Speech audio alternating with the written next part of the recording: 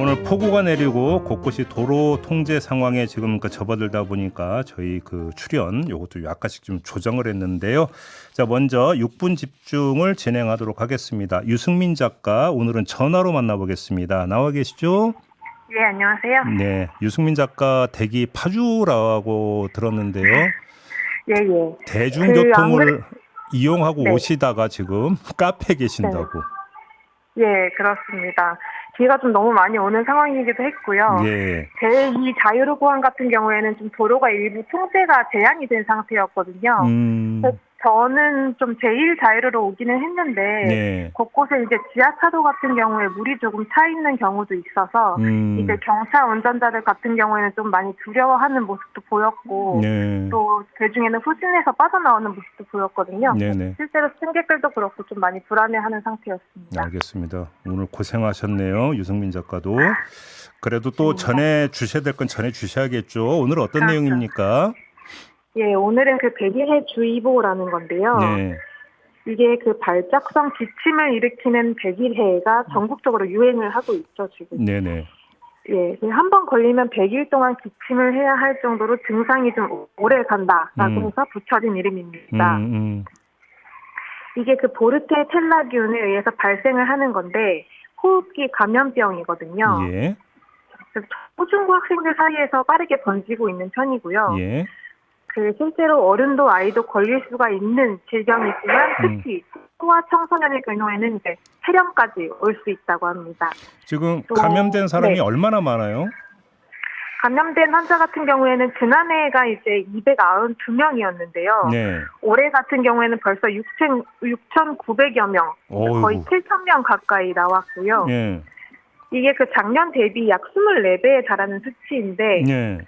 특히 올해 4월 중순부터 증가해서 6월부터 좀 가파르게 상승을 하고 있는 추세입니다. 그리고 이제 좀 특이사항 같은 경우에는 올해 누적 환자 수가 아직 7월인데도 불구하고요. 최근 5년 평균 90배 수준에 육박하는 걸로 좀 나타났습니다. 왜 이렇게 갑자기 늘어난 거예요? 저도 그게 좀 궁금해서 이제 질병청에 문의를 해봤는데요. 네. 이게 전 세계적으로 백일해 확산세가 보고가 되고 있다. 이런 답변을 우선 들었고요. 그 다음에는 이제 백신 면역도 시간이 지나면 이제 떨어질 수밖에 없는 것도 있고. 네. 게다가 자연 감염이라고 해서 사람이 접촉을 하지 않아도 질병을 자연스럽게 앓게 되면은 이후에 이제 자동적으로 면역력을 획득하게 되는데요. 네. 이게 코로나19를 거치면서 좀 자연 감염에 대한 면역력이 많이 떨어진 게 아닌가라고 추정을 하고 있다고 합니다. 그래요? 네네. 그러면 이게 증상이 어떻게 되는 겁니까? 일반 감기랑 어떻게 달라요? 이게 증상이 사실 감기와 굉장히 비슷해서 좀 구분을 잘 할 수 없는 그런 상황인데요. 네. 실제로 감기인 줄 알았는데 증상이 완화되지 않아서 또 병원을 여기저기 돌아다니다가 네. 기관지염으로 진단을 받았는데 알고 보니 백일해였다 이렇게 확진을 된 사례도 있었고요. 네. 보통 5명 가운데 1명 정도는 입원 치료를 받는 걸로 알려졌습니다. 무엇보다 환자 본인 그리고 혹은 가족 또 주변 사람이 이걸 빨리 인지를 하는 게 중요한데 어떻게 좀 알아챌 수 있는지 질병청의 감염병 관리과 연구관의 설명을 좀 직접 들어보겠습니다. 네. 치료를 안 받으면 기침이 계속 심해지거든요. 그러면서 몇 주씩 하고 근데 일반적인 다른 감기나 이런 것들은 그렇게 안 되고 이제 회복이 됩니다. 내가 기침이 2, 3주 이상 지속되고 심하게 발작성으로 기침을 하고 기침을 심하게 하다 보면 숨을 좀 이렇게 급격하게 들이마시고 하다 보면 이제 웁소리도 나고 그렇게 되면 인지가 되는데 하여튼 결국 이제 검사하기 전에는 조금 알기가 어려운 부분은 있습니다. 네.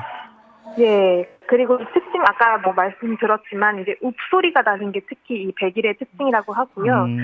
여기에 이제 추가적인 증상으로는 기침이 심해서 얼굴이 빨개지거나 또 눈이 충혈되거나 혹은 이제 기침 끝에 구토가 동반되고 또 끈끈한 점액성 가래가 나오기도 한다고 합니다. 근데 지금 이 확진 판정은 어디서 받는 거예요, 이거는?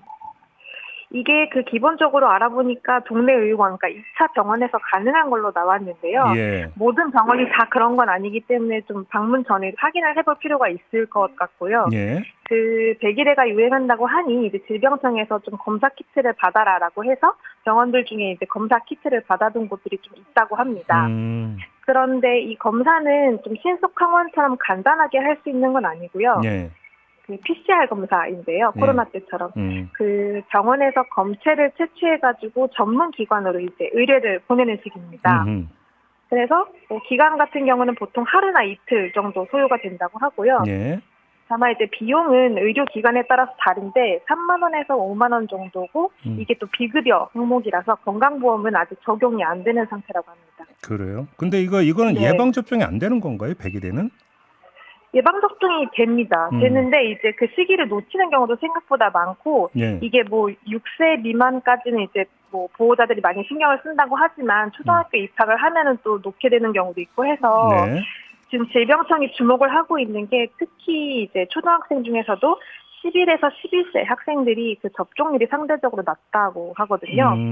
그래서 그 학년 같은 경우에는 접종을 많이 당부를 하고 있는 상태이고요. 그리고 전문가들이 이제 적기에 기초 접종을 하는 게 중요하다라고 하면서 고위험군을 좀 강조를 했습니다. 알겠습니다. 근데 그 100일에 말고 네, 이 네. 마이크로 플라즈마 폐렴도 유행한다면서요?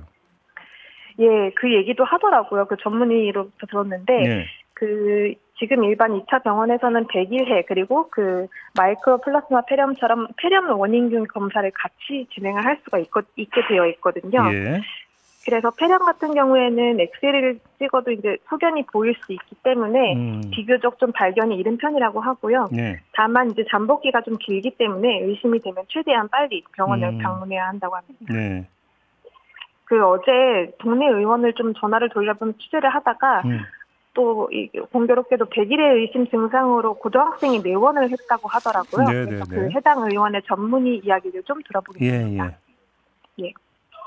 지금 이제 그걸 100일에 단독으로 하지 않고 폐렴 원인균 검사로 나가거든요. 네. 이 학생도 뭐 그냥 감기 증상이었는데 기침이 조금 심하게 하는 정도? 처음에는 그냥 감기인 줄 알다가 다 2주 넘어가면 이거 감기 아니고 다른 거 아니야? 그제서야 이제 의심을 하는 게 문제죠, 지금. 감기를 또 뭐 5만, 6만 원 들여서 검사를 할 수는 없으니까 항생제도 시간이 한참 지난 후인데다가 병이 좀 진행이 돼서 쓰게 되니까 좀 효과가 초반부터 쓰는 것보다는 좀 떨어질 거잖아요. 그래서 좀 그 진단에 좀 어려움이 있는 거죠, 이게. 예, 그리고 이제 추가적으로 대처 요령으로는 일주일 이상 기침이 지속되거나 네네. 또 확진자와 접촉을 하거나 이렇게 증상이 나타난다면 좀 반드시 마스크를 착용하고 바로 병원에 방문해서 진료를 받으시라라는 점입니다. 알겠습니다. 좀 기침이 오래 간다 싶으면 일단 병원 찾는 게 네. 제일 낫겠네요. 그렇죠? 예, 그렇습니다. 알겠습니다. 오늘 잘 들었고요. 네. 네, 감사합니다. 네, 안전하게 귀가하시기 바랍니다. 예, 감사합니다. 네, 고맙습니다. 유승민 작가였습니다.